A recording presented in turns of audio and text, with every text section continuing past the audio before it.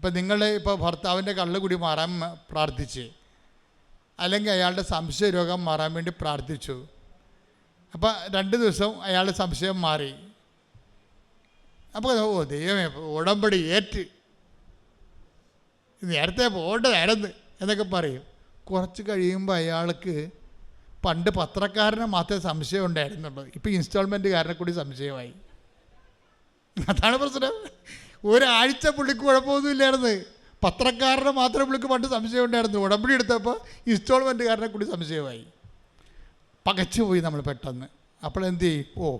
ഇനിയിപ്പോൾ നീലത്തിരി കത്തിച്ചിട്ട് എന്ത് കാര്യം, പച്ചത്തിരി കത്തിച്ചിട്ട് എന്ത് കാര്യം? കണ്ട സംഭവം തരും. പേയ്മെൻറ്റ് വിരണ കണ്ടില്ലേ? ഇതിൻ്റെ ഉടമ്പടി വഴികളിലുള്ള പേയ്മെൻറ്റ് നോക്കണം.